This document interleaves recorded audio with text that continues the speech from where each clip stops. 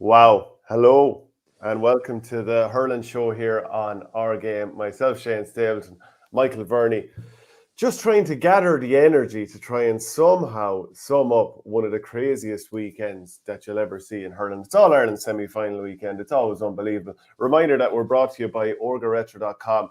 Get 15% off with the promo code OurGame. If you want to get this Cork jersey, that Limerick jersey right there, maybe even this Kilkenny jersey, there's plenty of them going. Go and have a look. They're absolutely class jerseys and no better time to get them. By the way, we had a competition last week which we were running for our other Hurling Show sponsor, and that, of course, is Torpy and the Bamboo Hurley. So it was all about getting a comment in to win a Bamboo Hurley, and always keep those comments coming. We know a huge amount of people are following the show, but if you don't subscribe, please do subscribe because it always helps the channel grow. But the winner of the Hurley from last week, the Bamboo Stick, is Mark Corcoran with this little beauty. Will TJ drop the people's elbow on Cork? Will Cork finally get to Croker? And will everybody get to smell what the rock is cooking? What you gonna do, brother, when Cahalmania runs wild on you? Well, Michael Verney, he deserves it. Oh, by the way, Mark Corcoran, contact me, send me a message on Twitter. I'll follow you back, private message, and we'll sort the Hurley out. Congrats on that.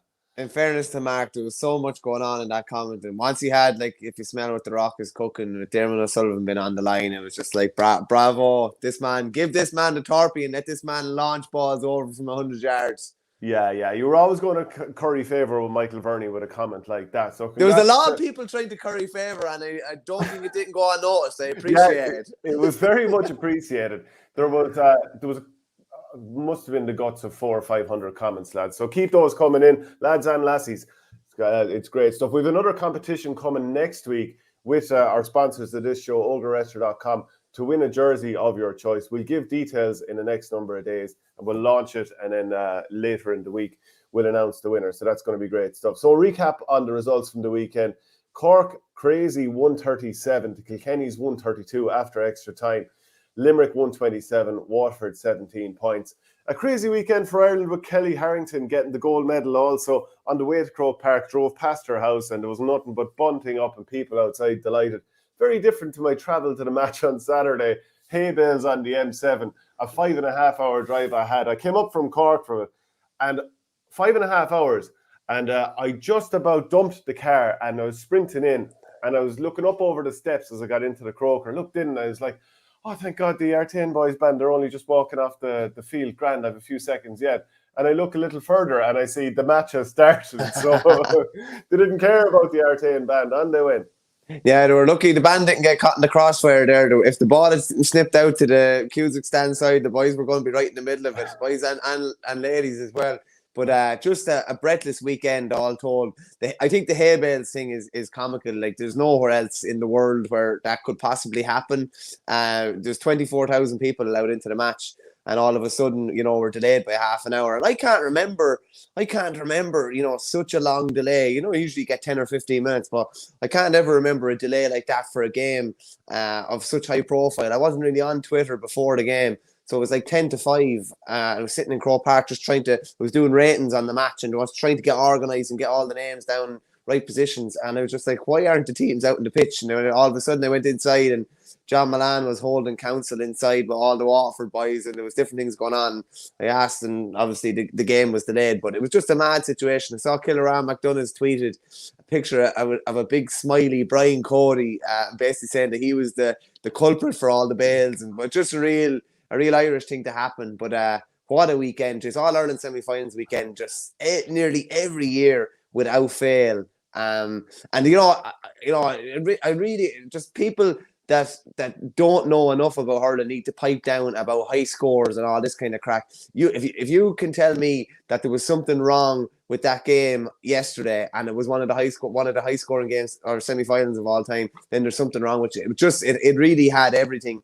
It had all the drama, and like the last minute goal, like Jesus Christ. Like just when you think the script is written for Cork to go through, Kilkenny once again, they never die. And I don't know where that ranks in last minute goals. It was literally the last puck of the game, and just such a great finish from Mullen. But what a ball in from Pádraig Walsh as well. Just coolness personified to tread that ball through.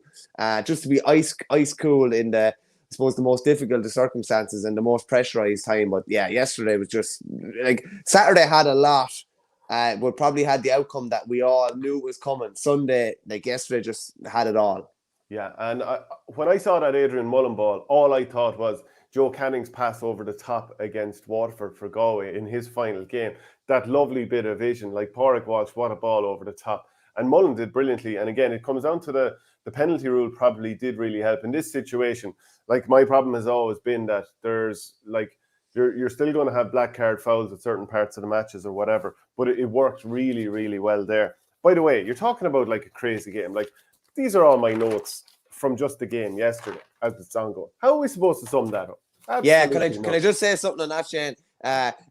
Normally, you back in the day anyway, when you were, a journalist taking notes in a match, I have about 25 lines in my pad here. Normally, one page would be a full half of action. Yes. The other night, like, I got to the 18th minute and I had 5 lines left. I got to the first water break. You're going down through the whole of the next page, just how much action there is and how many different kind of talking points and, game defining points that are in a game. But yeah, I definitely not complaining anyway, I can tell you that. Yeah, absolutely not. Keep your comments coming in. They're already flying in as they already do. And by the way, if you want to get the show on Patreon, and the audio podcast, go to patreon.com /OurGame, support the show, and just join the supporters club there. So anyway, do you know what? We have to have a little taster of the match. So obviously I was there yesterday for Cork's unbelievable win over Kilkenny. And one thing I was determined to do, and hopefully I do this okay so the sound comes through, but was to try and get that atmosphere. As soon as the final whistle went, I pressed record, went live, had no idea what I was about to say, but here's a little flavour of it, and hopefully people can hear the noise okay. Full time at Croke Park after one of the most incredible All-Ireland semi-finals. Cork are back into an All-Ireland final, first time since 2013. And actually, they were feeling of 2013 when Tim O'Mahony was turned over with the last play of normal time. Ball broke away from him. He was turned over, soloing the ball in a crazy situation. Ball taken off him. Pádraig Walsh, he collects the ball, knocks it into Adrian Mullen, back in the net, goes to extra time. And you wonder, is this Kilkenny all over again like they did in the Leinster semi-final against Wexford, like they've done many times over the years? Took over in extra time, but absolutely not. Cork could not be denied. And it just, a lot of players stepped up, and it was a crucial goal that came. It was from Jack O'Connor. Absolutely. Yeah. Well, look, I think everyone gets the gist. No, but it's great when you're in Croke Park or a venue like that where you actually can't hear yourself. And like, we've been crying out for that for so long, just to get spectators and supporters back at matches. And in fairness to Cork, they definitely totally outnumbered Kilkenny yesterday, and they were absolutely ravenous for that. They're on the crest of a wave across all grades. And yeah, it was just brilliant. Just to have the noise is like, that they used to always say, kaleidoscope of colour, a cacophony of sound. Like, that's what it was like in Croke Park yesterday. The noise was just deafening, and it was brilliant. Yeah, and imagine that now if it was 82,300. I mean, I don't know if an All-Ireland semi-final gets 82,300 these days, but I'd say every single ticket will be gone for the All-Ireland final. We're looking at the guts of maybe, I think it's 40,000 are going to be there for that game. Imagine trying to get a ticket for that. I think it's the All-Ireland final that the public wanted. I mean, they probably wanted Waterford to get there. Waterford-Cork probably would have been the dream final for an awful lot of people, because whatever it is, maybe the splash of the two colours, it's just very, very vivid. Cork not being there since 2013, haven't won it since 2005. But there's just something about, if you're going to win the All-Ireland, beating the best team in the country, which Limerick have been over the last couple of years, obviously didn't win in 2019, but they've been so good. I don't think anyone could say they're not the best team in the country right now. But for Cork, they're going to have to do it the hard way. And I'll tell you what, Michael Verney, I've been trying to sell stocks in Cork all year. I have been saying, these lads are coming. They're not going to keep losing the same way. They're going to develop a new system. What is the point? Now, a couple of times, towards the end of the game, they wobbled a little bit, normal time, obviously. And we got a brilliant comment in from Paul Malamphy here. I'm just going to bring it up on screen because we both saw it just beforehand on Twitter, and it's really worth talking about here. He says, wonder about Cork's lack of game management in the last 10 minutes of normal time. Pumping ball under no pressure with a lead. Is hurling too honest, he adds. Should teams be keeping the ball like the Dubs do and shutting games down? Not really sure you could do that in hurling, but Yeah. You can't blame them. I mean, I was looking at it and I was like, why are they hitting long ball on top of Alan Cadigan here? Just pop it in front of him and let him continue to do damage. You can't blame him. Like the last couple of minutes of the game, it's frenetic. Yeah, well, I thought it was brilliant, Shane. You know, for all the talk we say about Kilkenny not having tactics at different stages and them being, you know, archaic with regards to, you know, game management at times and what, you know, playing a sweeper or whatever. Like all of a sudden, like they were, I actually put into a WhatsApp group when I was watching, it was like, Cork could win this by 10. Like after the hour mark, you're just thinking they're just totally going to glide away. All of a sudden, Conor Fogarty, who had probably one of his best games for Kilkenny, I'd say, he was outstanding, particularly for a lad who hasn't started that much. He kind of sat back into the pocket and he just mopped up everything, and it cut out the avenue to Alan Cadigan, who was getting absolutely, you know, perfect ball in when he came in, and Horgan was getting great ball in as well. All of a sudden, it was a 50-50 battle between him and Tommy Walsh, and a 50-50 battle between Hugh Lawler and Horgan. But a lot of it was just to do with Fogarty just sitting back and having a body in around there. And I suppose a lot of the time, denying the Cork lads the opportunity just to look up and hit in a lovely ball, that was kind of gone. Maybe they panicked a small bit, but like even at the end of the game, like I just couldn't. But Tim O'Mahony looked like he was looking for the whistle. It was crazy. It almost looked like he wanted to finish the game with the ball in his hand. I said that to someone as well. Yeah, I couldn't believe it. I couldn't believe what he was doing, and he was running down the middle of the pitch when he should have been running to the sideline or whatever. And then all of a sudden, it breaks in. Their game management wasn't definitely was far from perfect, but to you know, nearly lose a game that they had, you know, that was theirs for the taking. They were in control of it. To come back and win the game in extra time the way that they did, if anything, it's like when Waterford beat Kilkenny in the qualifiers in 2018, and they were scrambling to get the draw, having been 10 up. Morris hit a free, and then all of a sudden they blitzed them in extra time. When you're winning emphatically, when you're threatening to just fall over the line at one stage. So I think that'll be huge for Cork to have made those mistakes, to have not managed the game well, to have not sawn it out well, and then all of a sudden to power on again in extra time. I think it's huge for them. Yeah, I interviewed Tim O'Mahony, I think it was at the tail end of 2019. Check it on the YouTube page, you can find it there. Also, speaking with Nicky Brennan last night, he thought there was a small bit of arrogance out of Cork towards the end of the game. But I suppose also it's just the way they play. Afterwards, interviewed Diarmuid the Rock O'Sullivan, the selector with the Rebels, and he was just saying that's the way we played. We went into the dressing room. Tim O'Mahony forgot about it immediately. And I get that sense with the way he plays. He's so casual on the ball at times. You know, like he gets it and he tries a little pop pass, or you know, he just looks so relaxed when he's hitting the ball. And I think sometimes when it goes wrong, because you look a little bit relaxed, people will be just pulling their hair out at you. And, you know, I think other managers might, you know, maybe whip the guy off or whatever. And that was one of the things we talked about, the Cork management. You look at Jack O'Connor for the first 40, 50 minutes of the game. I think he scored his first point from play. Well, he doesn't take frees, so his first point overall, I think it could have been the 54th minute.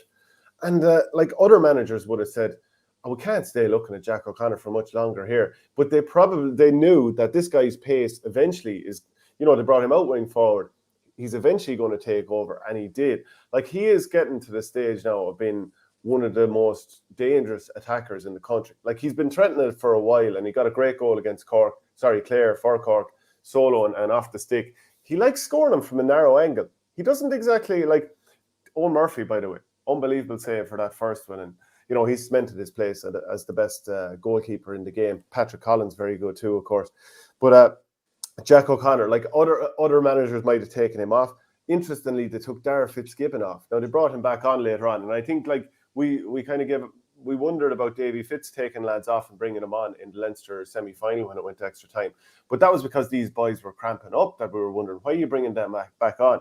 When he brought Dara Fitzgibbon off, he still had plenty in the tank because he was taken off quite early in the game. 41 minutes, I think, yeah. 41 minutes. So I think everyone could understand why you bring him back on in extra time for sure. But like Patrick Horgan, unbelievable. I'm surprised that Seamus Harnedy stayed on, maybe for leadership, and he ultimately got 2 points, but arguably one of his quietest games for Cork. The ball wasn't sticking to him. He was actually spilling it an awful lot.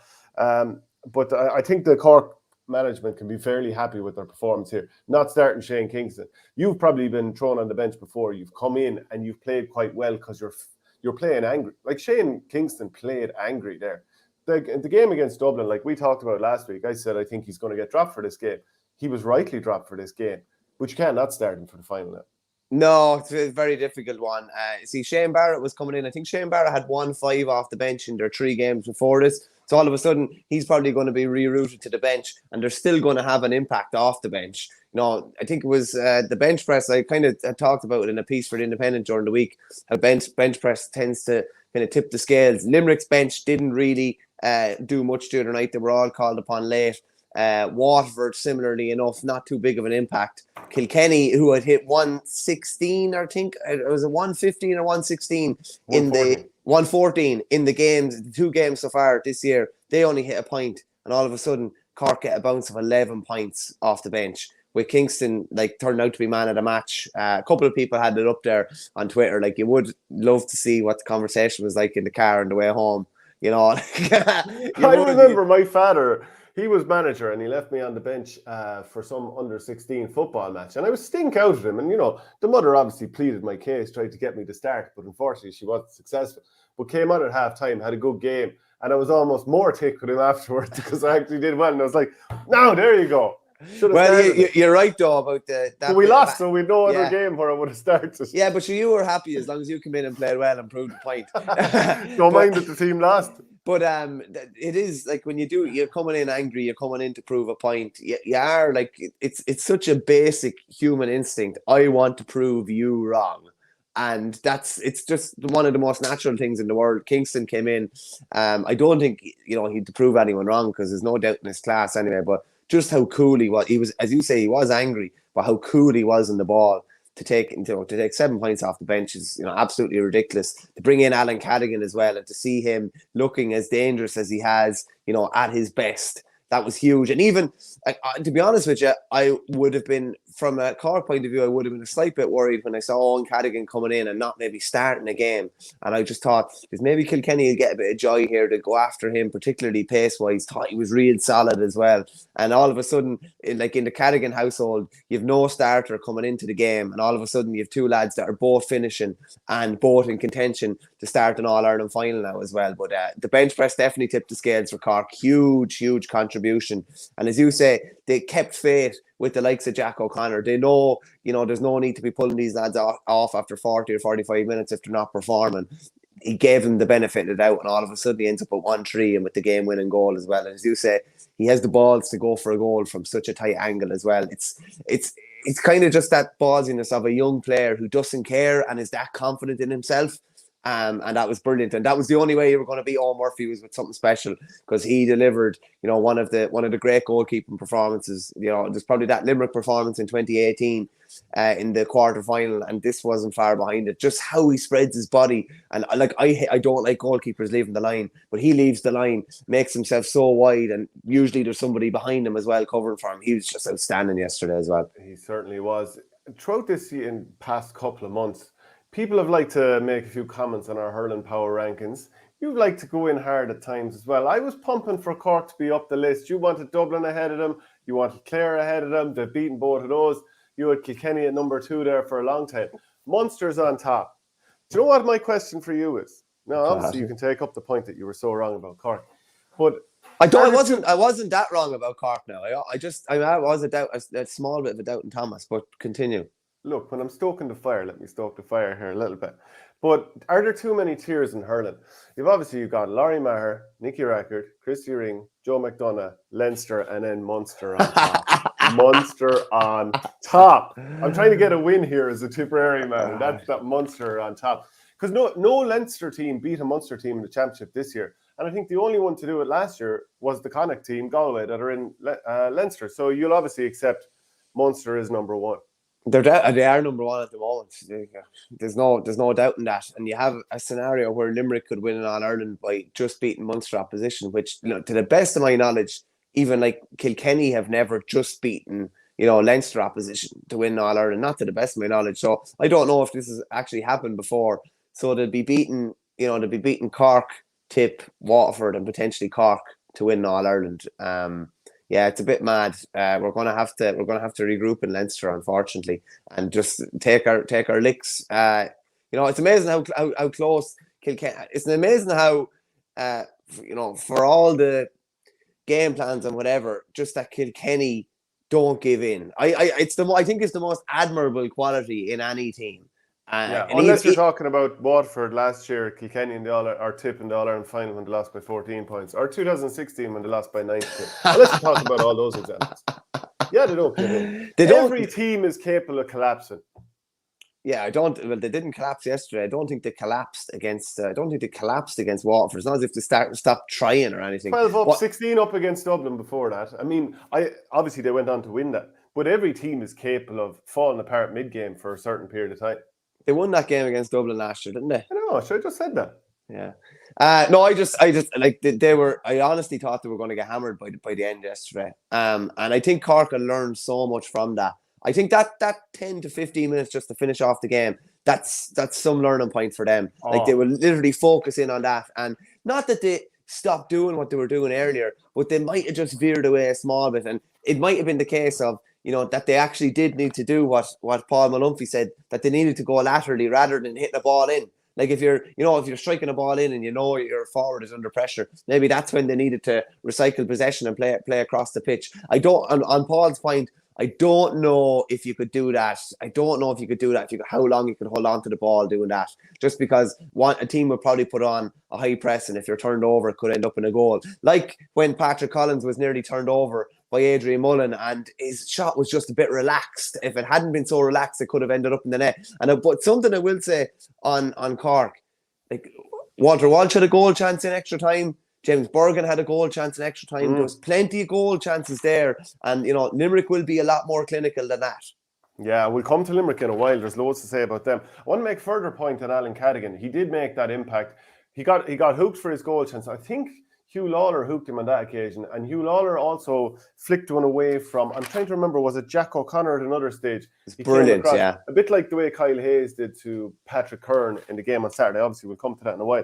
But to be fair to Alan Cadigan, he scored 3 points. Like, what an impact. He didn't even get brought on the last day. Same as Declan Dalton, who came on and just hit one of these beautiful... Like, he cut across the ball over his head from 65 yards leaning back. Like, that lad has a pair of golden wrists altogether. Another guy I've interviewed, and you can check on the YouTube page from a couple of years ago when he was getting to, was it the All-Ireland latter stages with Father O'Neill's. But what I want to say about Alan Cadigan is, he scored the 3 points. He set up the goal with a beautiful pop pass for Jack O'Connor. Obviously, O'Connor had a lot to do, but he also set up the other goal chance for Jack O'Connor to steam through and brilliantly sort of gave it away, but did a third man tackle on one of the trailing Kilkenny defenders at the same time. It was that beautiful bit of experience. I mean, normally you praise a player like him for doing something skillful or burning away from somebody, but that's that bit of experience. But like, obviously, I'm messing a small bit about Kilkenny there and stuff.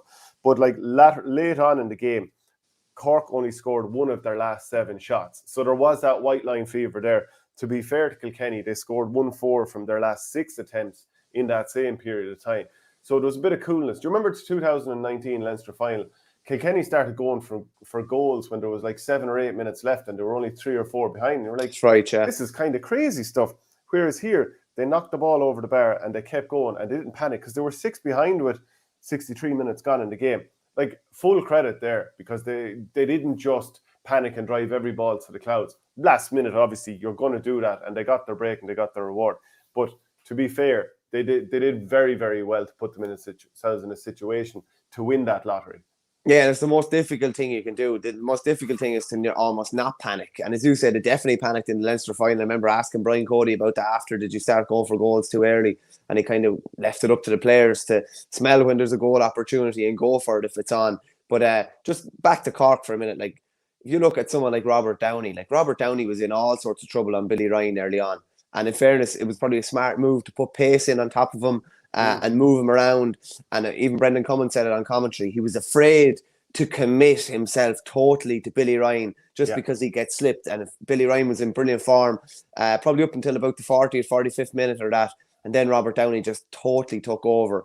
And when they started bombarding high ball down on top of the edge of the square, he just lorded. He actually got a great flick in. Can't remember who it was on. I think it could have been Adrian Mullen, actually. He got some, great blocks in and was walking out with ball. And like, it's funny, like, obviously his name is Robert Downey, and you're just thinking it was a real Hollywood like performance. You're in all sorts of trouble, and then you turn it around. And obviously Robert Downey Jr. is like, how many times is that said to him in Cork training, or is it referenced the fact that he's a famous name or whatever? But he was brilliant. God, I hate Robert Downey Jr. He's such a smug. I really detest him. But I like Robert Downey. He's such a handsome man, Robert Downey Jr. In fairness, I don't know if he is. He's too smug to be handsome. But and Robert Downey, the Cork's Robert Downey, the Robert Downey. That was him coming of age yesterday. Huge performance. And the tantalising battles that lie in store between him and a couple of Limerick forwards. But for now, just focusing on yesterday, just brilliant. And that was him coming of age. And there was a fair handful of lads between Sean O'Donoghue, Niall O'Leary, and a couple of other lads that really came of age when it mattered most yesterday. Yeah, Sean O'Donoghue was brilliant. I think he's very close to being in line for an All-Star. That's something we'll probably talk about later in the week, maybe do an early All-Star selection. I wasn't always convinced of Robert Downey. I'd be the first one to admit that I had my doubts before, and maybe some of it would have been down to the pace issue.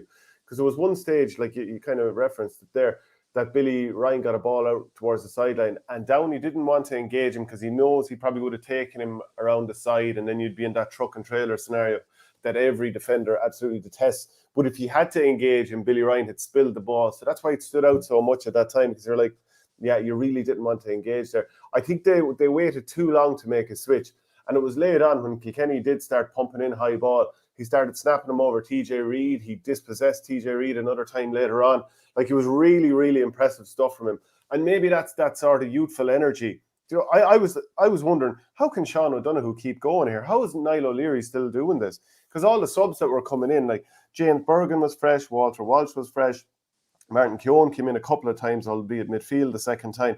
So you're going 90 plus minutes into this game, a game with 22 scorers, 71 scores, 90 plus minutes, and these lads in the full back line who were under pressure early in the game are actually getting better as you go later into the game. That's incredibly impressive, both in terms of like their own steel, their own improvement, and then the management realising these lads are serious players. Even Sean O'Leary-Hayes, he came in, did quite well. And a point about Mark Coleman, so obviously he wore number 6, but he didn't play there. Well, he did at later stages. But Ger Millerick played on TJ Reid. Now, Millerick's got injured. He's had a lot of injuries over the years. He might be a doubt now for the final. He man-marked TJ Reid from the start of the game. A lot of time they were at the centre-back slot, which sent Mark Coleman over to the wing. But Coleman's last contribution was to play that beautiful ball up the field as he hobbled along, that beautiful ball up for Alec Cadigan to pop it out to Jack O'Connor. Is he the fastest hurler of all time? He's not far off it, I'll tell you that. Like, you have to deny him the ball. If he gets the ball, you're in big trouble. In fairness, he was denied the ball a good few times yesterday. He panicked actually with a shot in the second half at one stage, and I thought he was kind of in trouble or could potentially be taken off. But once he starts galloping, and the thing about particularly Croke Park or these kind of really, really big venues is that you don't have to necessarily run to the middle. You can run down the side and get your couple of yards and then cut in when you've already beaten your man or you've created a bit of space. But I think, like we talked about Tim O'Mahony there earlier as well, we do need to talk about like the influence he had on play at wing back, and the fact that they've found a position for him now. They found a position that probably allows him to flourish. Wing back, we've always said you can do a load of hurling wing back. That's just it's one of those positions. The ball is going to be around you a lot. You have a chance to get forward a lot. You're probably going to be collecting ball from your full back line as well. He was given lovely ball in. He was opening his shoulders, spraying diagonal ball. No more than Kyle Hayes does for Limerick. Tim O'Mahony, the default is almost, if he can't run, is to play a lovely diagonal ball across. He played some lovely balls across yesterday. Maybe didn't rampage forward as much. There was actually a stage, I can't remember who scored it, but someone tipped over a point and O'Mahony had made a run the length of the field to give him an option, and he done it at stages in the first half as well. But Cork have found a position for him, having moved him from Billy to Jack. He's probably played, centre back, wing back, midfield, wing forward, maybe even centre forward at stages. They found a spot now where it seems to allow him to doesn't have to curb his natural instincts. He's allowed to be kind of a freestyle a bit there at wing back, and he's allowed to take responsibility for delivering ball in and also taking on points or going forward when he can as well. And do you think like sometimes you just have to look at a player and be like, right, his qualities are suited to wing back. Whatever it is about Paddy Maher, he can probably play anywhere, but being wing back, left wing back kind of suits him well. Kyle Hayes was tried centre back, and maybe he could do a great job there. But whatever it is, wing back just suits him. It is now a position where you raid forward. You know, the way certain defenders in Gaelic football changed that role. I think Lee Keegan probably as good as anybody. And then, you know, Jack McCaffrey, of course, took it to another level as well. And we're talking there about two guys who won Footballer of the Year. So hurling is now a position where I think you can win Hurler of the Year from a bit more regularly than before. And it has happened. I mean, Tommy Walsh has done it. Brian Wheelahan has done it. You know, it's not anything unbelievably new, but it has opened up the opportunity now for you to be a regular scorer. And to be fair to Tim O'Mahony, he was very frustrating to watch at times over the last couple of years, because you're looking at him and you're thinking 6'4", fast, lean, lovely hurler, so casual. Like, it used to drive me nuts. I remember in a league game, it could have been the start of 2020. Someone might correct me if I'm wrong on this, but he played centre back in Nolan Park in a league game, and at one stage a ball broke, and he instead of getting down to lift the ball up, you know, bringing your hand down to the floor to collect it as close to the grass as possible so that there's less chance of getting hooked, didn't he just stand there and try a roll lift from a standing stationary position? And I was going, well, this lad, you know, because I can imagine he just dominated, you know, when he was an underage player at club level, especially, maybe even at county training. And you didn't have to do those things because, you know, no one's really going to be able to take it off you. But he's really, like, as much as the casual stuff is still there at times and it drives you nuts, maybe that's down to, like, why he's, you know, he catches all these high balls, why he has the coolness to give off the right hand pass at the right times when he's raiding forward. Like, he's a very cool customer. And I just wonder, like, in another year or two, where he can go. I think his form has actually been a bit better than Kyle Hayes's. Yes, he made that mistake. But, like, Kyle Hayes got one of the greatest goals we've ever seen against Tipperary. Turned over a massive amount of times the other night in between doing some really good stuff. So if you were to ask me, and we'll touch on this later in the week, who's the all-star between just those two, I'd arguably give it to Tim O'Mahony at the moment. 5 and 7. That's the only thing I would say. It's probably. I'm just saying, if you were to pick between the two of them, will you indulge me? Yeah, I'm not sure. While Hayes was turned over the other night, I thought he was outstanding. More defensively than anything else. Not so much attacking the other night. Waterford put Jack Fagan on him to spoil him, and it just didn't work. He's such a horse. He's so strong. But, like, it's a fair luxury to have either of them, you know, in around your half-back spots. And they're probably, you know, and throw Caleb Lyons into the mix as well. They're the modern day wing back. They're just lads that are raiding forward every opportunity, but they're also so strong under a high ball, so strong defensively as well. But O'Mahony, to be fair, and I definitely have to eat some humble pie, because I thought he'd be out of the All-Star reckoning. I no problem. I like a bit of apple pie or whatever, so I'll have a little bit later on after the show.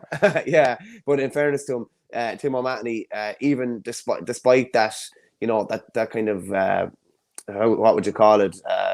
A blotch or whatever. Yeah, definitely a lapse of judgment. He definitely looked like he was waiting for the whistle. Even in the first couple of minutes of extra time, he was on ball and he was wanting to dictate the game again. So, you know, fair play to him. It's going to be so interesting in the final to see the battle of the wing backs. Isn't Conor Cahalane really developing into an excellent midfielder? There's so many really good ball players around the middle. Luke Mead, you know, we talked about him plenty.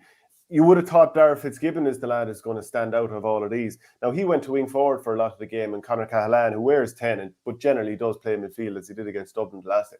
I'm really impressed with him. They have a lot of players who just, you know, they've been established in the last year, 2, 3. The likes of Robbie O'Flynn has been there since 2018, the All-Ireland semi-final he played, and obviously Jack O'Connor's been around since then also.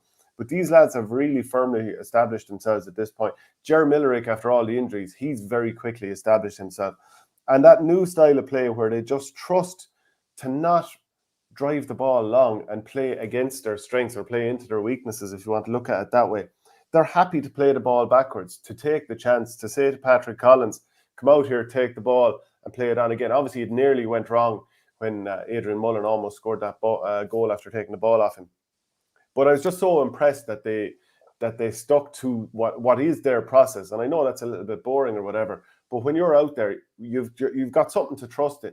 If you're a forward and you see ball lamped in from 100 yards constantly, you kind of know yourself that after a while, the opposition can sit back and you're on a hiding to nothing.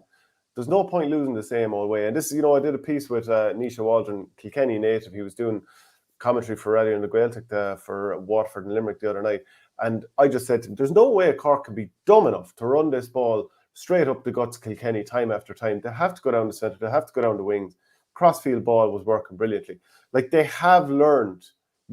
What is the point in losing the same way over and over again? Yeah, as frustrating as it might be for some traditionalists within Cork, even though I don't think they're veering far away from what they've always done. It's always, for the last 20 years, they've generally tried to use possession well. That's been the mantra. It's just more exaggerated here now. In the final, you're probably going to have the two most coached teams, I would say. Two teams that it's very obvious how well coached they are and how systematic they are.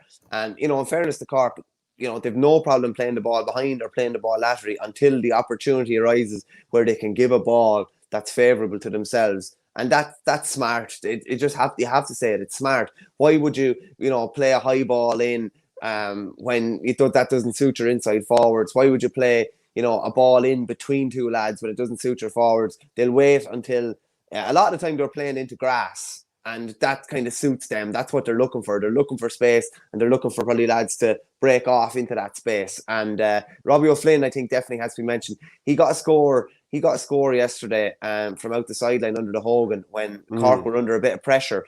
And he didn't get the opportunity to open his legs that much, but when he did, he definitely took the opportunity. I think it's important from a Cork point of view to say as well, I think they were 6-2 down early and ended up 7-6 up. I think they were 19-15 down, and I think they might have ended up 20-19 up, or they definitely got back to at least level. So there was plenty of times where they had adversity during the game, and maybe it looked like the game was going away from them, and they were able to stick to what they were doing and turn it around. And that's definitely an admirable quality, that when things are going wrong, you stick to what you're supposed to do. Yeah, their puckouts imploded early on in the game. I made a note of that. And even like the first touch a couple of times of the Cork players, maybe there was nerves. I mean, The Rock even said afterwards that probably 7 or 8 of those players hadn't played in Croke Park in the championship before. We know that they hadn't won there since the 2013 All-Ireland semi-final against Dublin, hadn't beaten Kilkenny there since 2004. But there was huge momentum shifts at the start. Like you said, went 6 points to 2 ahead, then went 7-6 ahead, Cork did. Then Kilkenny went ahead 9-7, and it kept kind of switching over and back like that till the end of the half. And at that point, Kilkenny were 15-14 ahead. Same again in the second half. When you go around the hour mark, Alan Cadigan had that goal chance, which would have put them 122-22 ahead. But instead of kind of panicking, they went on and scored the next 6 points in a row before Kilkenny took over, winning the latter stages 1-4 to a point. Then to go into extra time again. It was fairly nip and tuck. I mean, even the Jack O'Connor goal, that put them 131-128 ahead. But TJ Reid, he got his first point of the game from play in the 80th minute. And then Cork just started to take over a little bit in extra time. Now, it's not like they saw it home easily. They still made hard work of it. But to be fair, you'd have to say that the team that probably showed a little bit more probably won for a finish. I mean, they did it the hard way, but I think the better team probably did win. For the stages in the second half, as I said to you, I thought Cork were going to run away with it. They were that much on top. Kilkenny kind of put the shutout on them, but Cork were still the better team for larger parts of that game. And you have to it's great probably that we haven't, I don't think, mentioned Patrick Horgan yet. And that's probably a great sign for Cork that we haven't mentioned him. But when things weren't going particularly well, he was that steady and influence with some of those lovely points when maybe other lads were struggling to get into the game. And then when other lads started flourishing, he didn't have to take the game with a scruff of the neck as much. He could lay balls off the lads or whatever. I'd say he was cursing himself after missing that 65 to go 4 up. Like the game was over. And you'd bank on him to put them over every day of the week. Then he missed a free at the start of extra time as well. And you're wondering, is this in his head a small bit? But normality was quickly resumed thereafter. But I think the fact that he was able to perform to a high level when other lads weren't, was able to keep them in the game, and then other lads were able to flourish. And I think his role has changed a good bit as well, Shane, in that you would have been always looking to shoot and always looking to score, because I'd say he felt he had to. whereas now he can turn provider, and he has, I'd say, the confidence in the lads around him a lot more than he would have had maybe with previous teams. Yeah, and it's a strange thing to say about as a Tipperary man, but I would like to see Patrick Horgan end his career with an All-Ireland. We'll talk more about the preview in this particular matchup between Limerick and Cork later on, but I don't think too many people would begrudge him. I mean, the level of preparation he puts in, I interviewed him a while back and he was talking about his level of preparation. And even John Myler told us a couple of weeks ago that when he was Cork manager, training to be at 7:30, Patrick Horgan would be there at 5:30, and that the two Cadigans would show up a few minutes after. Just another point on Jack O'Connor, as you were mentioning those frees, those place balls that Horgan missed. And I'm just looking at who won the frees just at the start of extra time. And Jack O'Connor won when he was fouled by Conor Delaney. That's the one that Horgan missed. Then a few minutes later, Pádraig Walsh, he took down Jack O'Connor. The free was moved up, made it a handy free for Horgan, who I'm sure had a couple of nerves. And that free was going to be a tough one. It ended up being a tap-over free. And then a few minutes later, again, Jack O'Connor gets the goal. I mean, the lad just keeps stepping up and stepping up. By the way, there's a huge amount of comments coming in, as there always does. So keep them coming in, and make sure to follow the channel on YouTube if you aren't already, and hit the notifications so you don't miss anything. We'll start going through some of the comments here. So Sean Collier, Cork defence opened up like a tin of beans by Kilkenny on at least 5 occasions. Kilkenny should have been 5-ish up at halftime and at least 4 goals missed overall. Can't do that at this level. Left Cork in the game. I'm just amazed, says Brian McNamara, at the way Limerick are being refed. Jamie Barron incident hardly mentioned. Imagine if Gallan or Hegarty did that. No mention of the Sunday game last night. Ref standing there. We'll come back to that in a little while. I'll just jump on a little bit. Tony Barrett, Jack O'Connor for 100-metre sprint in the next Olympics. What speed? You could do worse. You could do a lot worse, I'll tell you that. Liam O'Neill, great win for Cork, lads. Very proud of the team yesterday. Some savage scores, and what a goal from Jack O'Connor. A lot of love in for him. No doubt about it. Deshelle Malier, let's just say it. Cody out.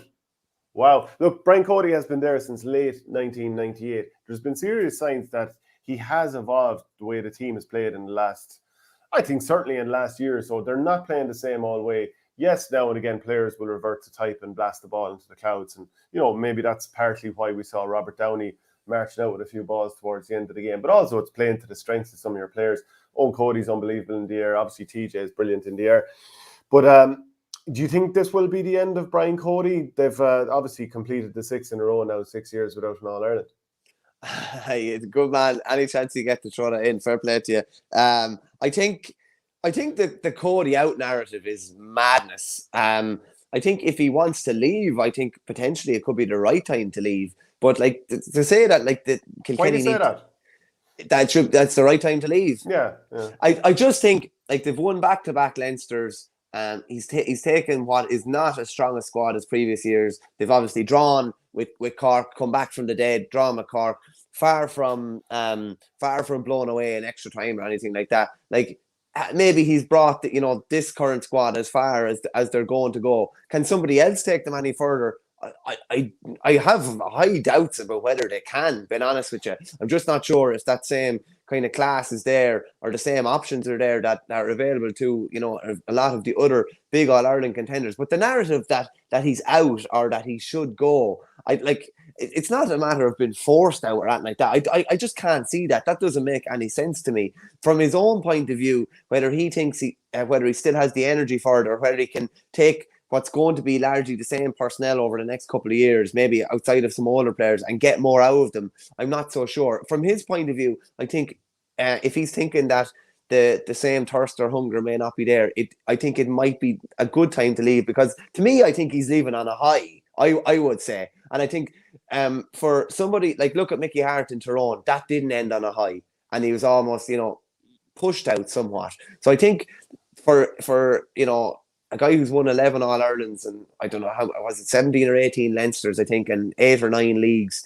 I think if he thinks that he can't take this team anymore, I think now would be the perfect time to go. But the narrative of he has to go or it's time for Cody to go, I just don't buy that. Like Kilkenny could have been blown away after the hour mark yesterday, and they weren't. Whether that was a switch that was made on the pitch or was made on the sideline, we're not going to know. But a Cody managed side managed to get a result when it didn't look like they were going to yet again. So I don't think it's a case of him being out or being pushed out, but I do think if if he thinks it's time to go, that this is probably one of the best times to go.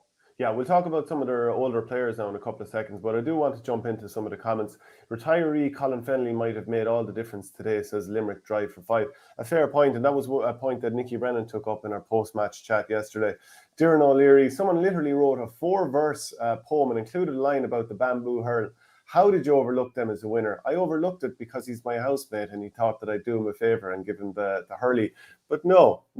He thought, can I just say, your housemate thought that was going to be a Father Ted scenario where, you know, someone who is close to somebody who organises the raffle just happened to win the raffle. Yeah. So it's not unusual for that to happen from time to time. But no, we well, in fairness, we're loyal to to all our supporters. There's no favouritism here.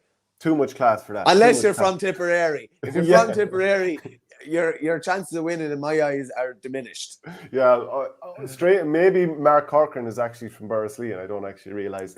I know, I'm sure he's not. Will, the main thing for Kilkenny was they continued to lay it in long, despite Cork coming out with every ball. Couldn't adapt in game.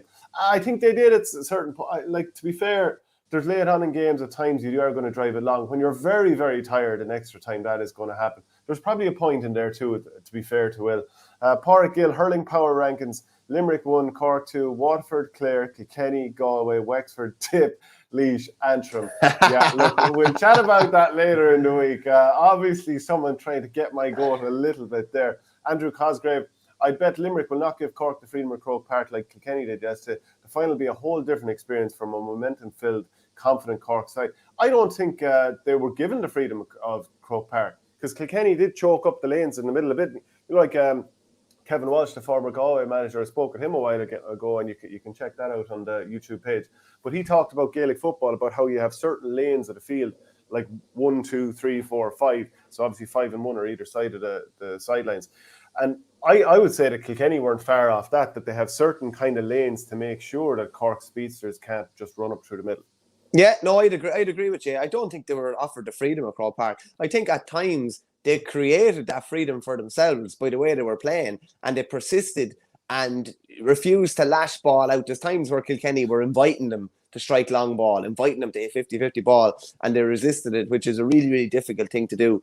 We'll talk about the final more over the coming weeks, but yeah, it's going to be really interesting to see the two of these come up against each other. And as you said earlier, I do think it is the final that I think it's a really appetizing final to everyone because there is that thing in your head where you're just saying that things are coming for Cork here. But it's two teams that are both going to try and force their system and plan on the occasion. And it's going to be really, really interesting. But I think Cork's ability to persist with something, even when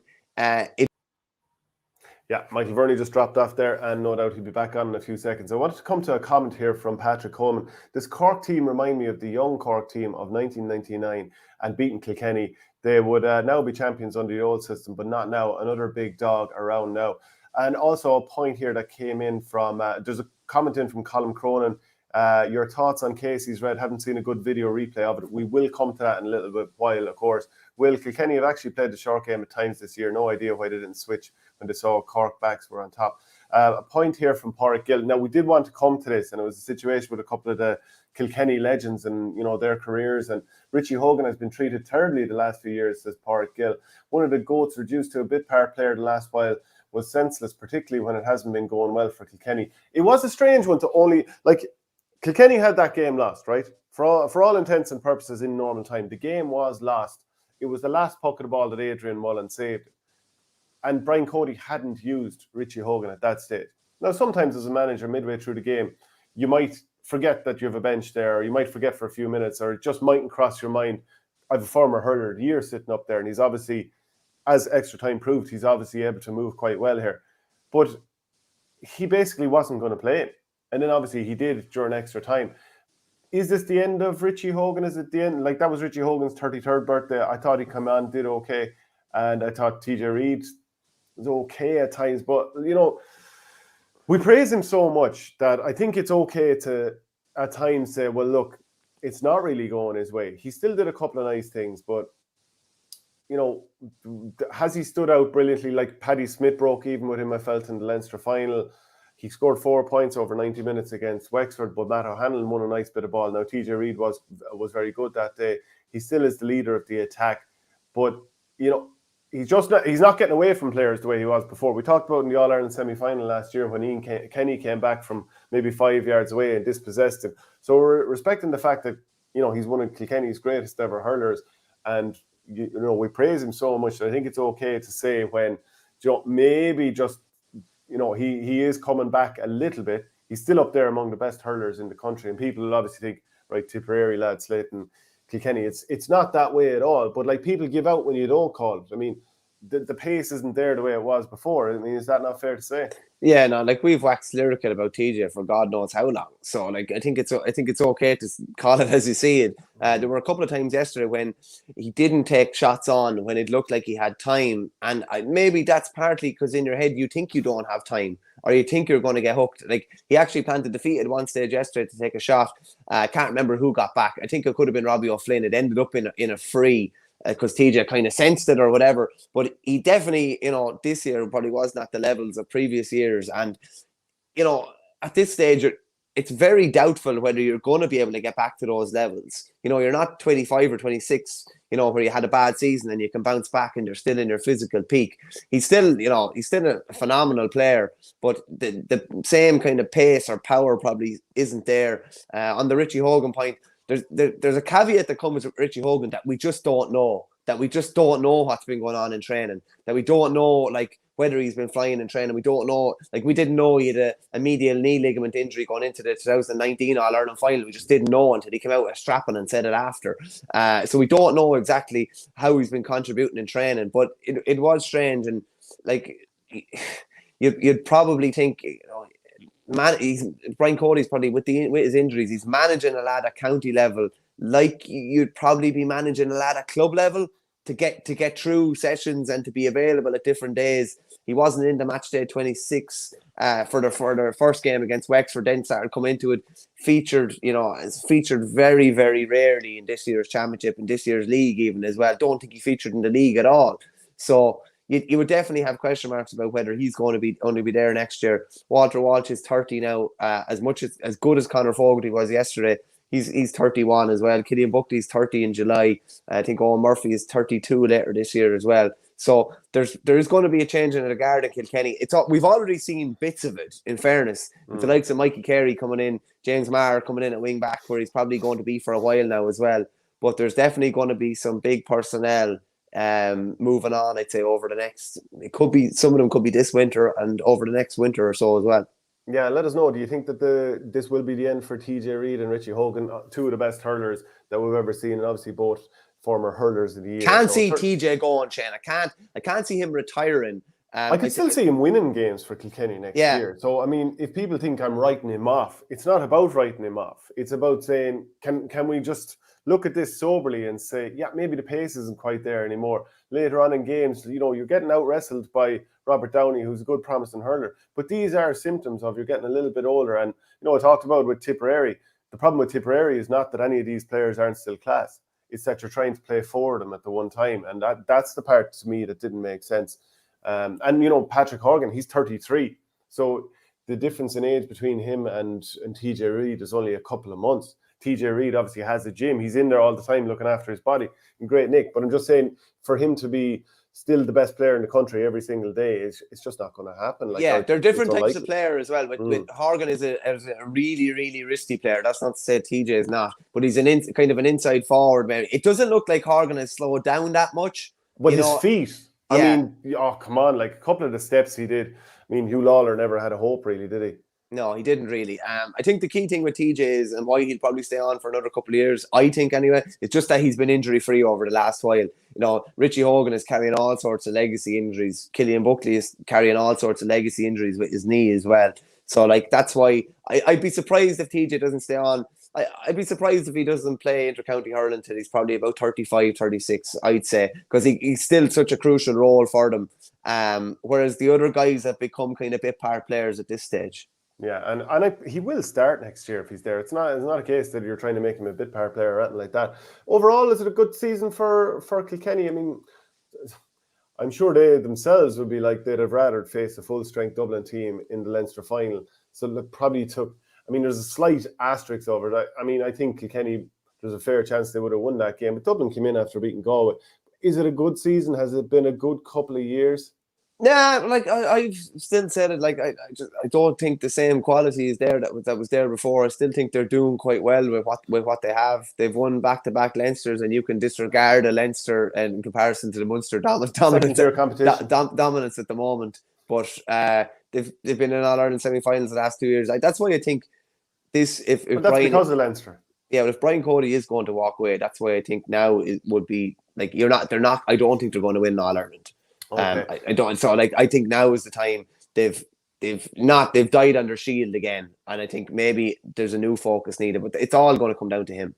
And just a reminder that we are brought to you by orgaretro.com. If you want to get this cool Cork jersey, that Limerick one, maybe even this Kilkenny one, go to orgaretro.com, put in the promo code OurGame, and you'll get 15% off. And also, if you want to get the audio podcast, go to patreon.com/OurGame and support the channel, $5 a month there. I'm just going to blitz through a few more comments here because there's lots of them, and we have to get to the other game also.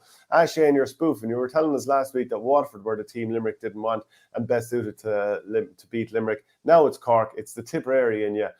Popo was at the Limerick game and saw non-hurling people up there that I know personally, and saw other diehards begging for tickets, and Mountjoy Square ticket system is so wrong. Barry John Maher, a coming of age for this Cork team, could actually be the case. So, yeah. Cody gone mouldy. # Cody out trending now on Twitter. I can't imagine that it is.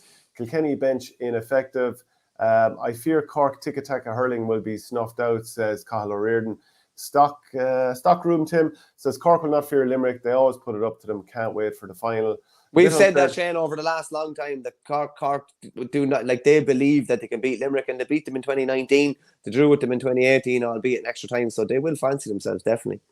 Yeah, Limerick drive for 5. Ref robbed Kilkenny of a free from a puck out following Adrian Mullen's goal. Would have been the winning of the game. I can't actually remember that. I can actually, yeah, and it was something, because they'd gotten the goal, there wasn't as much of a cry for it, but Kilkenny had the ball out around the middle of the pitch. I think James Maher might have even had it in his hand.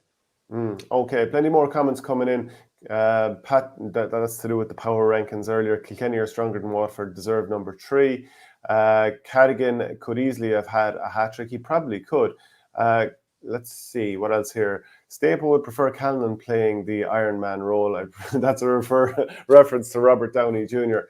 Earlier on. Well, Verney, are Cork just taking a scalp and no more? Man, now. I mean, like the point that I made earlier in the years, I think Cork are capable of beating anyone, but I don't know if the consistency, which is, like, I picked Kilkenny to win the game. It was like, yeah, I know Cork can win this game, but I just don't know if I can, trust them to do it. And it took extra time, so most people were wrong with their prediction either way. I'm not sure if Cork have taken a scalp yet. Am I wrong? And like, have Kilkenny they taken aren't a scalp? Is that what you're saying? I don't know if this Kilkenny team at the moment is a scalp. The scalp is Limerick. That's the scalp. Yeah, okay. I mean, yeah. What do people think? Get your comments in here. Sean O'Donoghue and Niall O'Leary are seriously sticky cornerbacks. O'Donoghue especially outstanding, given how good Owen Cody is. Very, very fair point. Verney, are you surprised at Cork's improvement this year, says Liam O'Neill? Not really. I think things can be turned around quite quickly when you totally buy into your system and you totally buy into the management around you. And it looks like Cork have. How often, like, look how quick Davy turned things around in Wexford, and it's happened in many other counties. Do I think that, I don't know, Liam can, like, look at it, can, like, it's just a total seed change. Am I a bit surprised? A bit, but I don't think anything was on the realms of possibility. Things can be turned around quite quickly in hurling. Okay, so plenty more comments coming in. Hard to get through them all, lads. There's so many comments coming, but keep them going, and we will try to get to as many as possible. Right, so one there from Jack Nulty, plenty there as well. Back Patrick Coleman. I think that this is a different loss for Cody and a very hard one to take deep down and lose to Cork. Right, we'll have to move on to the other game as well, because we have been talking about this brilliant Cork victory over Kilkenny for a nice while now. Let's move on to Limerick's 125-17 points win over Waterford. A fairly controlled performance after riding out the storm. Do you feel that this was a case that Waterford came up shy after, having to play 3 tough games where they were taken to the death by Laois, by Galway, who went from 16 behind to bringing it back to a puck of a ball very late on. And then obviously they had to beat Tipperary, and it was in injury time that they saw off the Premier. Was it a case of Waterford running out of juice after the first quarter, Was it a case that Limerick they know how to ride out a storm no matter who the team is? Obviously did it against Tipperary, destroyed them in the third quarter. Or is it a case that Waterford in some way has left this behind them?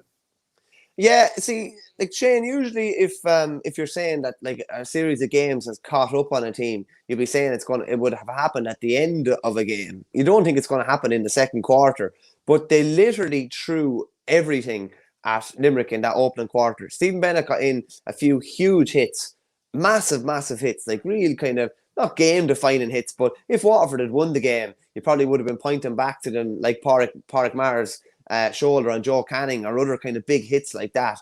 Gerard McInerney's, I think, in the 17 All-Ireland final as well. But all of a sudden, like Bennett didn't look like he had that same energy then to hit the frees. And then he missed kind of 3 long-range frees that you wouldn't associate him with. I think his first free only came in the 36th minute. So like they were 4-3 down. It was 4-all after 20 minutes and they'd thrown everything at Limerick. Then all of a sudden, Limerick, just don't hit the panic button at all, hit 6 in a row. They're 10-4 up, and by half time, the game is really over, isn't it? Like, really, that's just the way it is, the way in the second quarter. But if you're talking about, like, the 4 games in a row, like, Waterford shouldn't have been tired in the second quarter, really. Like, it should have happened late in the game. But I think the effort that they made in the first quarter to really ruffle Limerick's feathers, I just don't know if that's the way to beat Limerick. And that's what makes the Cork game so interesting, because Cork will try and play around Limerick, whereas Waterford tried to go through Limerick. So yeah, they just look spent in that second quarter. Got a big burst in the third quarter again, and then the misplaced kind of line ball by Shane Bennett that wound up with Aaron Gillane putting the ball in the net, and it was, even Liam Cahill said, their goose was cooked at that stage. But Limerick were just so cool in that second quarter, and they were just able to create so much space inside. Like Flanagan, like literally, I must get a highlight reel of his points and just see how alike they all are, because they are just like. Has he scored? Name me a time he has scored a point that wasn't like the 4 he scored the other day. They're all nearly the exact same. Yeah, it's always arcing away on his left side. It's just he has that move cloned. Like he has that move cloned, and he scored an over the shoulder point in the second half. His 4th point was absolutely outrageous. He was actually unlucky when a ball came in not to catch it, because he lost Shane McNulty and he just dropped it and it went wide.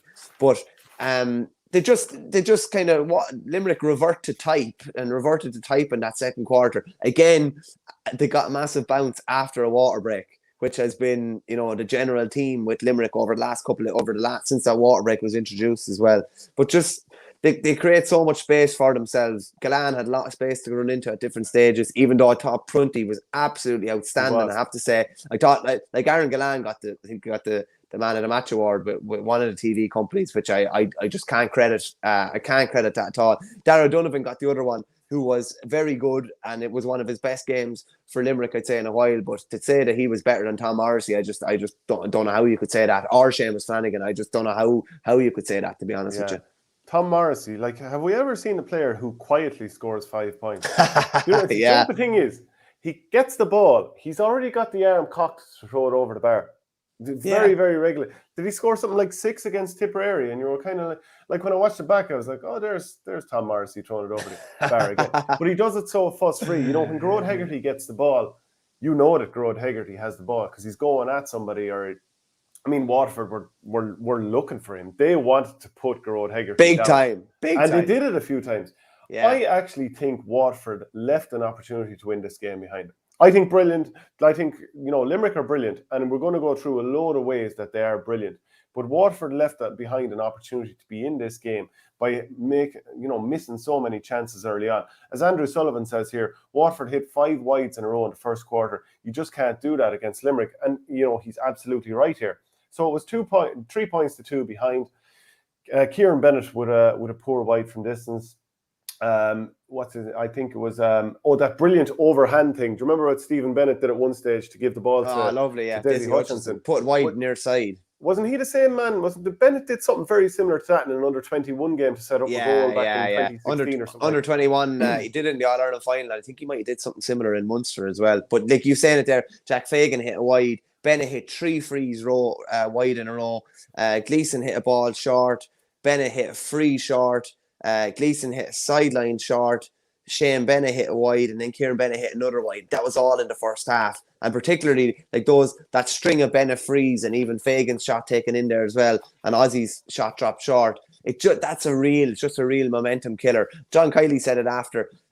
They'd obviously done their stats and their research on Waterford. They said that their scoring average or percentage was up in the 80% in their last game against Tip, and I think it was 75% before that. Like, it was miles down. It was probably below 50, I would say, at a Saturday night, and that's just not going to be good enough. Yeah, in the first half, Limerick scored 15 of 23 chances, so that's pretty good going. It's not far off 66%, give or take, that neck of the woods. Whereas it was 7 of 19 for Waterford. That's less than 50%. That's a disaster. You're offering the opportunity for the opposition to take over there. But not only were, it was that there were so many turnover scores. You've mentioned the sideline cut already, that Peter Hogan cut out lovely and straight away had the presence of mind to give the ball to Groat Hegarty. You know the way some teams, the forwards will give the pass, but only if they've exhausted all opportunities to get a shot off. Limerick are saying straight away, he's on the front foot, take that ball and go. They're working in triangles. They're always changing the point of attack.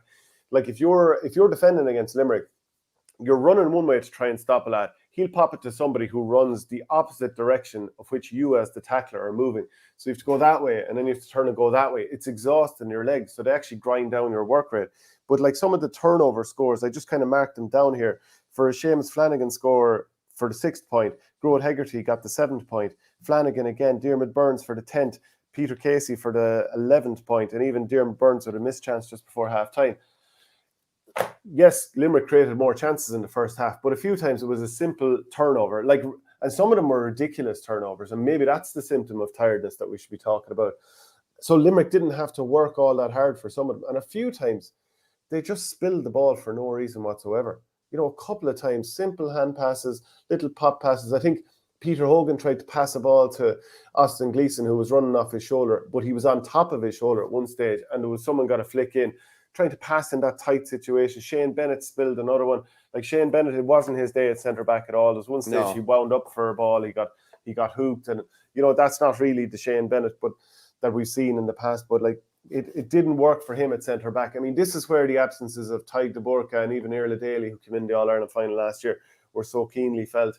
Even on the freeze then with Pádraig Mahoney have made a little bit of a difference. I don't know if Pádraig Mahoney actually starts in this Waterford team the way they play, because you don't really associate him with running off the shoulder, but he is a really good player and would be a brilliant option to have out there. Just saying quickly on something you mentioned there about Limerick, their ability to always have their, it's never lazy. The hurl is never down. It's always up. It's always in. Yeah. Even on puckouts, it's always in, cutting off space.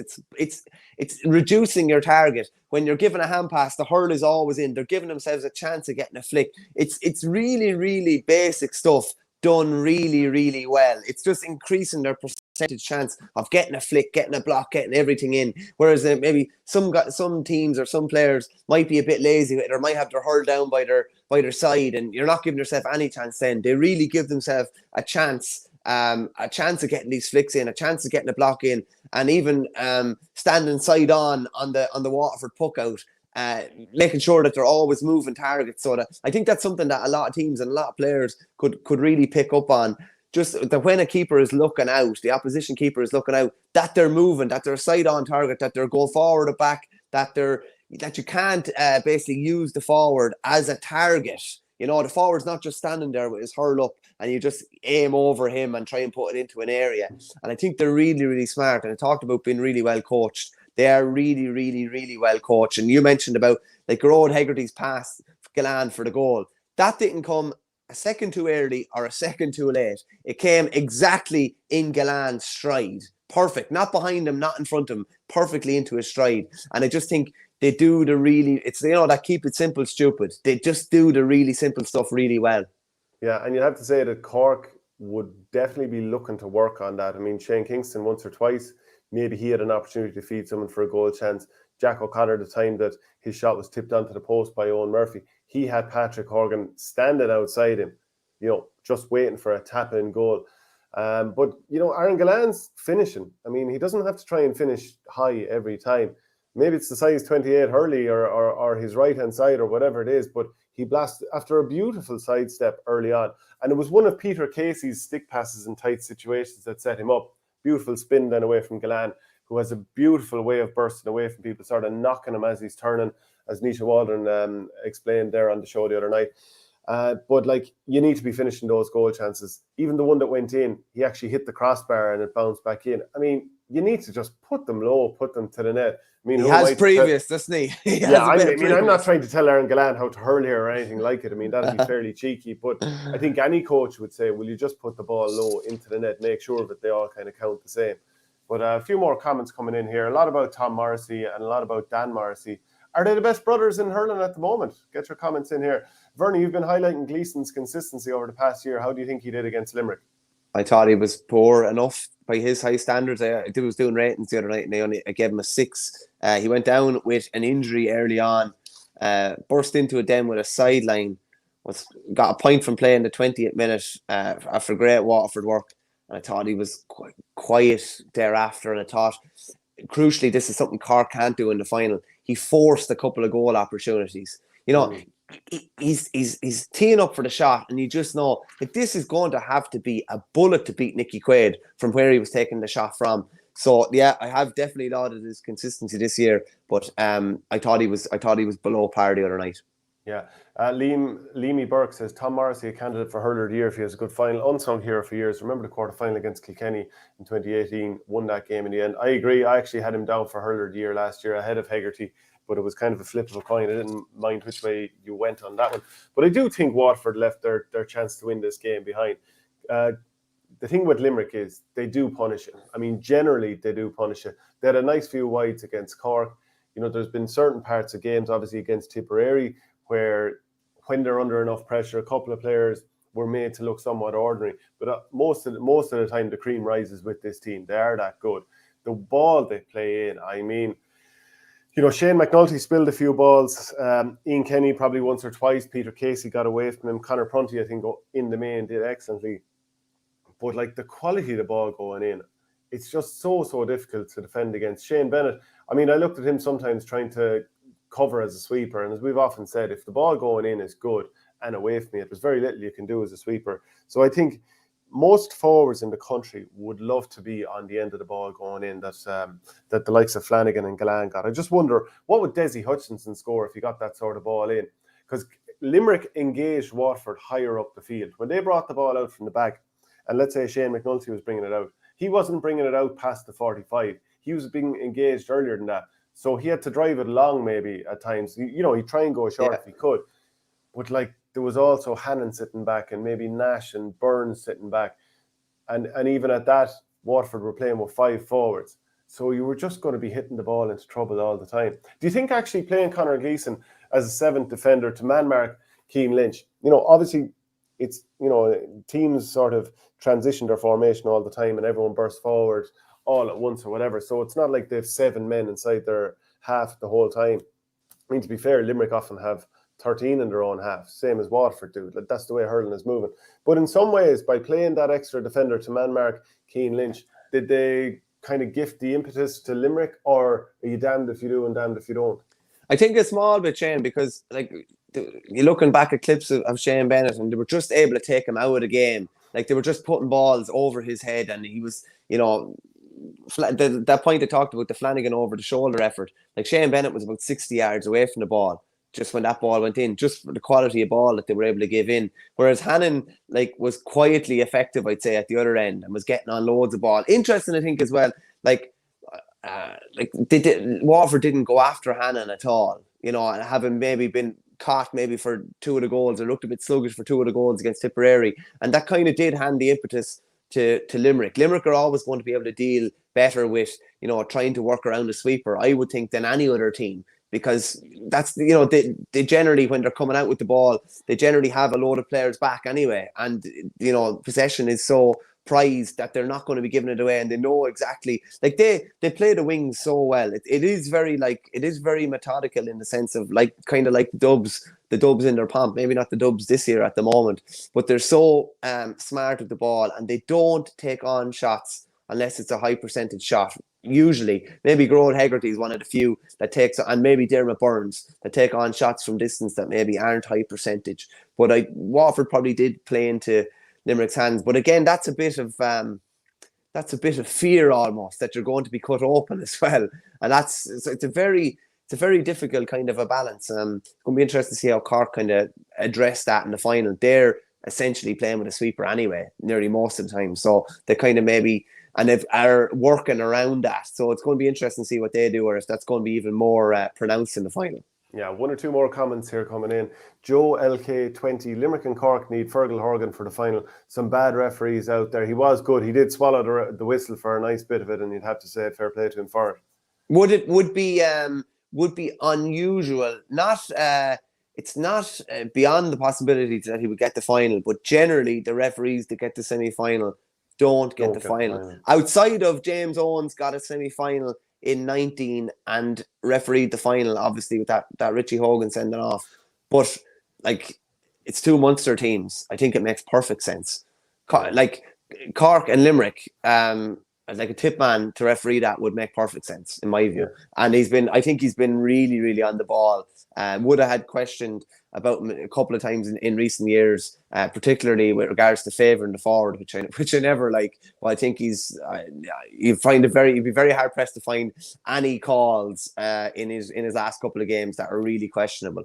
Yeah, when I watched back the game, I actually thought Conor Gleeson did quite well on Lynch. Lynch got 3 points in the first half, and obviously he's always going to do a little bit of damage, but I thought Conor Gleeson did pretty well. And if you were told that you'd keep him to that, I think you'd be relatively pleased.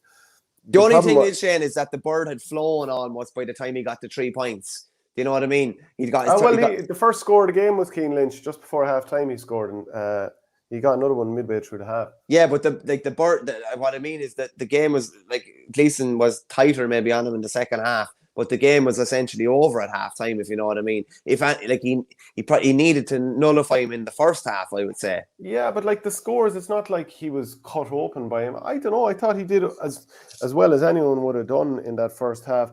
Jamie Barron's moved to full forward. That was interesting. That kind of fair play to him for trying something different. Yeah, that's the thing. Liam Cahill doesn't stay looking at it. Whether he'll stay looking at it next year in Watford or Tipperary or where he'll be, that's another question for another day. I think Stephen Bennett started the game like a house on fire in terms of going around trying to kill lads. I mean, some of his hits were absolutely glorious. But they do need to be getting more from Jack Prendergast, Jack Fagan. A couple of the players that we know are very good players just didn't really happen for them. But I think because of the injuries and the guys that they're missing this year, probably some of that came home to roost a little bit. A couple of comments in. The Shelminator, best brothers from another mother in all hurling, Shane and Seamus Callan. Oh. Yeah, because suggesting that I'm always praising him. Conor Gleeson gave most of the game rolling around the ground. It was embarrassing to watch a man pretend to be hurt in Croke Park. The soccer hasn't been there for years.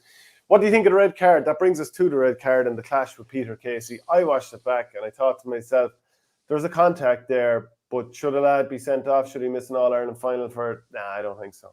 I have to say, I've watched it about 50 times now at this stage, and I am struggling to see much in it.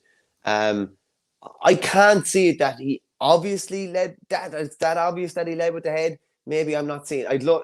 This is the thing, and John Keenan's umpires obviously are looking at that from quite a bit back. Like if he led with the head and it was a headbutt and it was, there was intent or whatever, he's definitely going to miss the final. But I'm not sure. I didn't see that much in it. Saying that, I had a referee on to me this morning saying that they might as well throw out the rule book if Casey doesn't miss the final, because that's what the referee is looking at that type of thing, or looking at intent or whatever. Interesting. Conor Gleeson has been involved in 3 sending offs this year. He obviously missed the 17 All-Ireland final because of suspension. He was sent off against Galway. Seamus Flanagan was sent off against Waterford in the league for a flick on him, and now Peter Casey has been sent off. So, like I do think the loss of Peter Casey is potentially match defining. I think it's things have come home to roost for Limerick in terms of, like, they should have had 2 or 3 red cards this year. I mean, Gallan should have gone obviously against Tipperary. Seamus Flanagan should have gone against Tipperary. And I think Tipperary were losing that game, and I don't like seeing red cards in general. So I obviously definitely didn't make a point of it as a Tipperary person. But Hegarty should have been sent off against Cork for colliding or for connecting with the head of Ger Millerick. So maybe it came home to roost a little bit. But I do agree with you. I think Peter Casey's going to be a big loss. Like, he's someone that in the Club All-Ireland, we had big trouble with him. Like, he was a like, he's just such a knacky player, has a way of getting away. He's so clever. He has scores in him. Graham Mulcahy's form just isn't there at the moment. I think it's a confidence issue with him. He even came on and forced a shot that he probably wouldn't have forced before. So if he's out injured, then who's next man up? Like, Pat Ryan is generally brought in late on. David Reid, who actually did well when he came on, he's generally in the half-forward line. And after that, will Barry Murphy be thrown in? We haven't seen him play championship for quite a long time. If you're to look at the bench that they had the other day, Cathal O'Neill, that'd be a big ask for a very young guy at this stage. So as I look through the bench, Conor Boylan generally half-forward. It probably is Graham Mulcahy. And you know what? With the experience of the guy, he could step up and have a brilliant All-Ireland final. But then also, Diarmaid Byrnes, I'm sure you saw a replay at some point. He went over, he rolled his ankle. Maybe he's going to be not 100% for the final. I'm sure he'll play no matter what. Barry Nash went off late on too. He seemed to possibly jar his knee or something like that. So, look at the comment. It's interesting, here, Shane. It's really interesting, Just this comment here. Shane whinging about Tip injustice again. Limerick the better team by miles. I did not give out about injustice then or now. I'm just saying that basically Limerick, they've added their own issue here throughout the year, and maybe it just came home to roost that finally they did get a red card. But anyway, there was a bad tackle, Shane, as well, by Seamus Flanagan at one stage where he actually led with his fist went in. But like the Jamie Barron incident does have to be mentioned as well. Hegarty pulled across his arm and he actually hit him in the head. No, he hit him in the head with the hurling. Okay. Sorry, I'm actually thinking of a different incident where someone got hit in the arm and he swung back at him as well. It's very we're on very ropey ground. We're on very ropey ground because we could be ending up with 12 or 13 lads if we're pulling for everything. But yeah, there's definitely plenty of incidents. But I do think Limerick are not helping themselves. Yeah, we want lawlessness on the field anyway. You and I. That's what. Oh yes, 100%. Yeah. I mean, whistle, throw away the whistle. We played a club game yesterday evening, and after a minute, I wasn't playing myself because I had a bit of a knock. But after a minute, I was like, "Oh my God, you are going to get away with murder here." There was hurl on hurl, chops and everything in the first minute, and I was like, "Oh geez, this is an absolute backstream. You can do what you like out here, as long as you don't pull a jersey. You can do what you like." Yeah, I see a comment in here criticising Casey for rolling around after it as well. I mean, this is the thing. Is that a symptom of a little bit of guilt that he stayed down on the ground? That, I know I've done something wrong here. I've probably done something rash here. And you stay down a little bit to sort of cod the referee. Again, it's so inconclusive, the proof. And maybe that will end up being Limerick's issue, that it's inconclusive. But think of some of the red cards that are, potential red cards or tackles that would have been reviewed that could have banned people from an All-Ireland final. Didn't Adrian Toohey get away with a bit of a helmet pull in 2017 semi-final? Austin Gleeson got away with the helmet pull on Luke Meade there another year. Michael Dignan pulled full bore across David Ford in an All-Ireland semi-final, and I don't even think he got a yellow card. Yeah. What do you think of the water breaks, lads? Look, I mean, as I said at the time, they have to go. At one stage, I watched a mentor yesterday at Croke Park take a swig out of a bottle, threw it into a corner back. He took a swig, threw it back out. If the whole idea is down to COVID regulations, at this point, teams aren't observing that anymore. So it's either to the letter of the law or get rid of them. They're absolutely interrupting the flow of games. Like, things are flying and all of a sudden you're thinking, oh, brilliant, now it's 4 points to 3, Waterford and Limerick are killing each other. And then we see the tactics board come out onto the field. And I just want to scratch my eyes out. It really, really annoys me now, I have to say. I'm not here to watch a lad with a tactics board. I'm not here to watch a basketball game where lads are being, prescribed roles. I want to see lads go out and just leave it out on the field and see who comes up out of the pit. It's very simple, Shane. If it's a water break, you just have all the water on the side of the pitch or whatever, and you could just have just the players there. That's all. There's not supposed to be anybody else. Only the manager is supposed to be on the sideline. Nobody. Or how about water can be brought on to the players when a free has been taken? Like, just an extra 10 seconds there. He's about to take that free. Bring on water there for a few seconds. Yeah, I don't have an issue with that. It's just that it is becoming like farcical at this stage. It only takes 5 or 10 seconds to get your drink of water. I have to say, as an older player, I love the water breaks. I love the water breaks. Gives you a chance to actually just work in quarters. And I think when you're trying to stop a younger player's momentum, I think it's perfect for an older player. Just maybe when you'd be gasping after 15, you get that minute break and you're ready to go again. But they're not fit for purpose. That's not why they're there. And they're being abused, I would say, somewhat now. Yeah, okay. Adrian McGrath, Leinster is 5 to 10 points weaker than Munster across the board. Very, very fair point. I'm sure you'll agree with that one. Man, Adrian. Yeah. Any final points on Waterford? I mean, it's been a very good couple of seasons under Liam Cahill, even if they have lost this game by 11 points, as they did the All-Ireland final last year. But in both occasions, you're pushing for goals when they're probably not on. You're going to be hit for points the other end. I thought they were good, but I do feel that they left this behind them in a big way. A chance to be in the mixer to win the game. They may not have won it, but I think that they're better than the scoreline suggests. I think so too. I think they shot themselves in the foot. The wides were just an absolute killer. Interesting. Next year, you should have Tyg de Burka back. You should have Pádraig Mahony back. You should have Stephen O'Keefe back. The big question is whether Liam Cahill will be the man on the line next year, or whether potentially he could have the tip banished or bib on. And that's why it's going to be really, really interesting over the next couple of weeks just to see what happens, whether there'll be movement in Tipperary and whether there'll quickly be movement in Waterford. It's a really there's so many moving parts to that situation. But like, would you be that surprised to see Liam Cahill on the Tipperary sideline next year?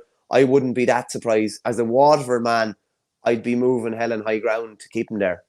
Yeah, and this is the thing though. Sometimes, it's nothing more than the appeal of the position as county manager for Liam Cahill, because you don't know what happens. Let's say look, Liam Sheedy may yet look to stay on, but there's almost this sense that he will step down. But let's say he steps down and Liam Cahill is asked if he's interested in the job and he says no. Who knows when it'll come up again? Because somebody might take over and do well and be there for 3 years, and then after a year, Liam Cahill, maybe he's no longer at Waterford, or maybe things start going downhill. You lose that opportunity, perhaps. I don't know. I don't think he'd say no if he was asked. That's just me personally. I think the whole goal of him being in management is to manage Tip and to lead Tip to an All-Ireland senior final. So I think if he was asked, he'd take it. But there's an awful lot of moving parts to that, and that's why, and with some of the players we've talked about and potential retirements, this could be one of the busiest post seasons we've seen in a long time. Lads are going into their club, and you probably won't hear until November and December about whether lads are coming back or not. But it's going to be really, really interesting. That's not to even mention the All-Ireland final that we have on Sunday week. So yeah, it is really, really exciting times. Yeah. Comment here, Joe LK20. Is it true, Shane, that there's a north side south tip bias with regard to selections? Is Liam Cahill a south tip man? No, he's west tip. He's Ballingarry. But the thing I'd say about that is there was only 3 north tip players playing for the minors a couple of weeks ago. I was very upset by that. No, I don't think there's a bias at all. If a player's good enough, bring him in there. Darren Nestor on Casey. If you watched just before the incident, he clearly took a particularly cheap shot, flinched like a nudge to the unmentionables. He still can't react, but it might explain the reaction. Do you think, is there anything in that? I don't know if every reaction or every action has a reaction. By the way, Ballingarry play in the south. I don't know why I said west. But I don't know about that, Shane.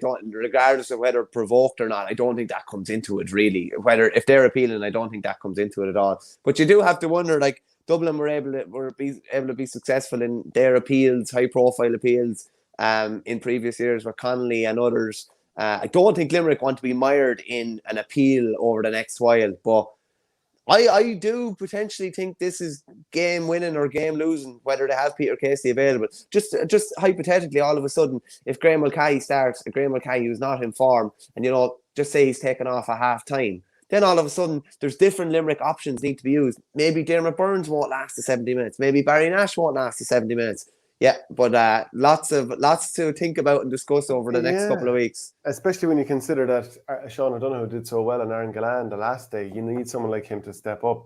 Liam Cahill is so familiar with Tip younger players already. There's no way he could turn down the Tip job, says James Coughlin. And that could be true also.